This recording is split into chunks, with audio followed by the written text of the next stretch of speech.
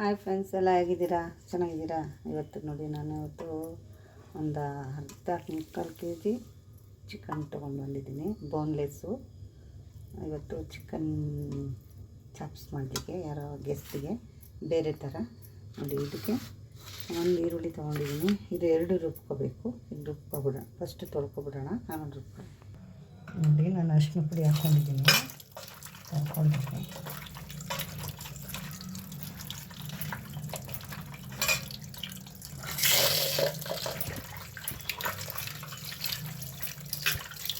ಯಾಕೆಂದರೆ ಚೆನ್ನಾಗಿ ವಾಸನೆ ಎಲ್ಲ ಹೋಗಬೇಕು.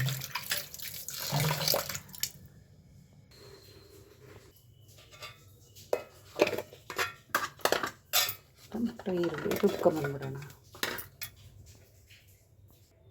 ನೋಡಿ, ಈ ಥರ ರುಬ್ಕೊಂಬಂದಿದ್ದೀನಿ. ಈಗ ಒಗ್ಗರಣೆಗೆ ಹಾಕೊಳ್ಳೋಣ. ಕಾಯಿಲಿ ಬಾಣಲಿ.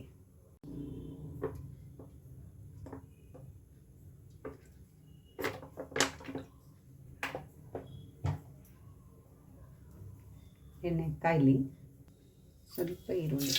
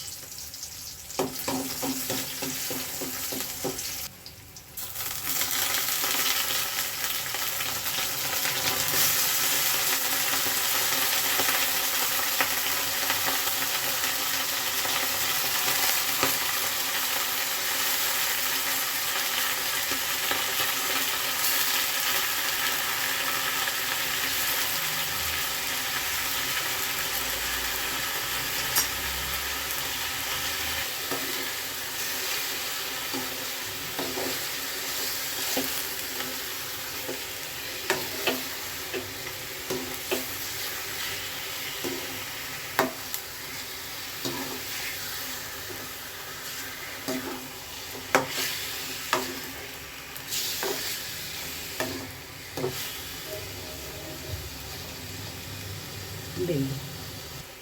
ನೋಡಿ, ಒಂದಿಷ್ಟು ಶುಂಠಿ ಬೆಳ್ಳುಳ್ಳಿ ಪೇಸ್ಟ್.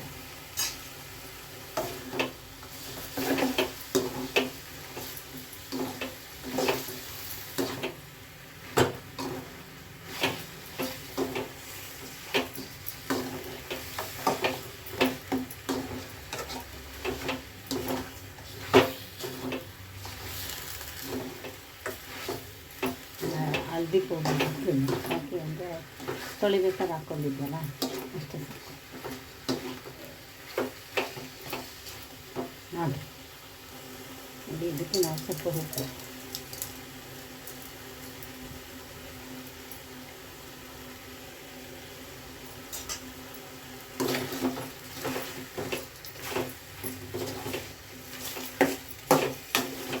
ಸಂಪೂರ್ಣವಾಗಿ ಆ ನೀರೆಲ್ಲ ಹೋಗಬೇಕು.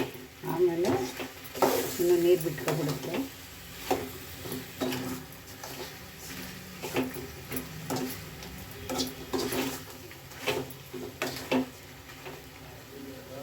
ನಾನೇನು ಈ ಥರದ್ದು ಹಾಕಿದ್ದೀನೋ ಇಲ್ವೋ ಅಂತ ಗೊತ್ತಿಲ್ಲ. ಸರಿ, ಗೊತ್ತಿಲ್ಲ, ನನ್ನ ಮಕ್ಕಳಿಗಿದೆ. ನೋಡಿ, ಅದರಲ್ಲ ನೀರು ಬಿಟ್ಕೊಳ್ಳುತ್ತೆ.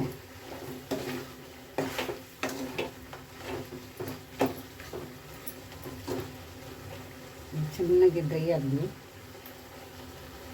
ಇದಕ್ಕೆ ಒಂದು 4 ಮೆಣಸಿನ್ಕಾಯಿ ಹಾಕ್ತೀನಿ. ಸ್ವಲ್ಪ ಗರಂ ಮಸಾಲ, ಒಂದು ಅರ್ಧ ಸ್ಪೂನು, ಸ್ವಲ್ಪ ಚಿಕನ್ ಮಸಾಲೆ.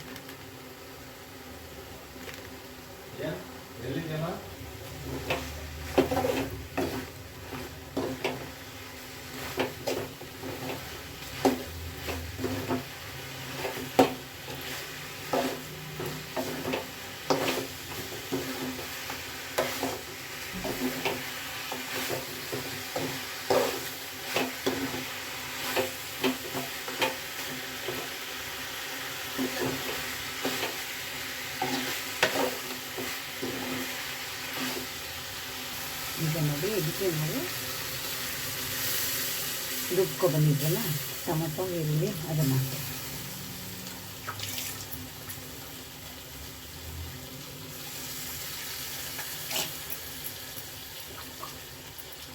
ಗ್ರೇವಿ ಬೇಕಲ್ವ ಅದಕ್ಕೆ.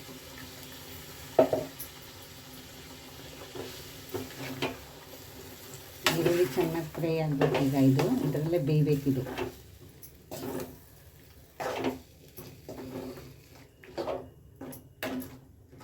2 ನಿಮಿಷ ಮುಚ್ಚಿಟ್ಬಿಡೋಣ. ಒಂದ್ಸಲ ಉಪ್ಪು ಸಪ್ಪೆ ನೋಡ್ಬಿಟ್ಟು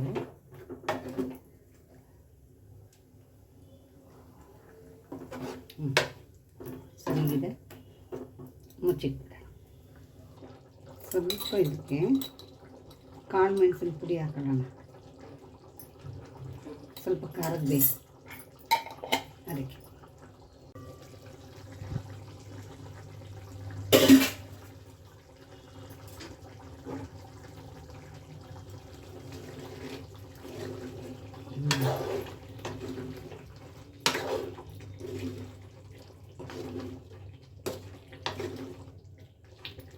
ಚಿಕನ್ನ ಯಾವಾಗಲೂ ಹಿಂಗೆ ತಿರುಗಿಸ್ತಾನೇ ಇರಬಾರ್ದು. ಯಾವಾಗಲೂ ಒಂದು ಸಲ ತಿರುಗಿಸ್ಬಿಡೋಕ್ಕೂ ಉಟ್ಕೊಳ್ಬೇಕು, ಇಲ್ಲಾಂದರೆ ಒಡೆದೋಯ್ತದೆ. ಚಿಕನ್ ಚೆನ್ನಾಗಿರಲ್ಲ, ಪೀಸ್ ಪೀಸ್ ಆಗ್ಬಿಡ್ತದೆ. ಗ್ರೇವಿ ರೆಡಿ ಆಯಿತು. ಸಿಂಪಲ್ಲಾಗಿ ಮಾಡ್ಕೊಂಡಿರೋದಷ್ಟೇ. ಎಲ್ಲ ಚೆನ್ನಾಗಿದೆ ನೋಡೋಣ. ಬಿಸಿ ಅನ್ನ ಆಗಬೇಕು. ತುಂಬ ಚೆನ್ನಾಗಿ ಬಂದಿದೆ ಗ್ರೇವಿ, ಸೂಪರಾಗಿದೆ ಗ್ರೇವಿ, ಚೆನ್ನಾಗಿದೆ. ಅದಕ್ಕೆ ಲಾಸ್ಟು ಇವಾಗ ಸ್ವಲ್ಪ ಕೊತ್ತಂಬರಿ ಸೊಪ್ಪು ಹಾಕ್ತಾನೆ. ಆಯಿತು, ಆಫ್ ಮಾಡಿಬಿಡೋಣ, ಮುಚ್ಚಿಬಿಟ್ಟು ಚಿಕನ್ ಗ್ರೇವಿ ರೆಡಿಯಾಗಿದೆ ನೋಡಿ. ಬಿಸಿ ಬಿಸಿ ಬಿಸಿ ಬಿಸಿ ಹಾಕೋಬೇಕೀಗ.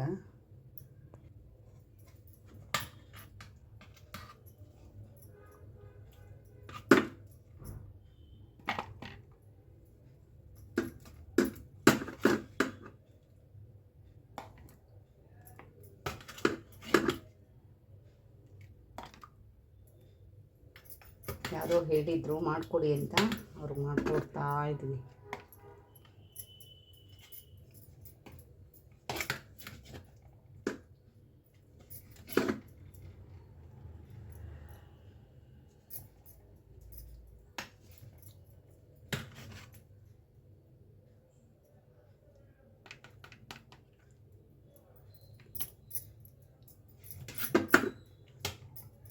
ನಿಮ್ಗೆ ಗೊತ್ತಾ, ಇದೆಲ್ಲ ಬೇಗ ಆಗತ್ತೆ ಮಾಡಿದ್ರೆ, ನಿಧಾನಕ್ಕೆ ಮಾಡಬೇಕು.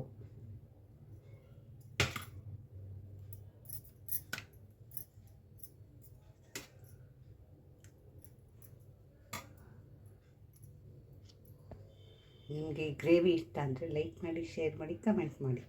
ಇದು ಗ್ರೇವಿ ಅಷ್ಟೇ, ಚಿಕನ್ ಗ್ರೇವಿ. ಕೊನೆ ತನಕ ವಿಡಿಯೋ ನೋಡಿ.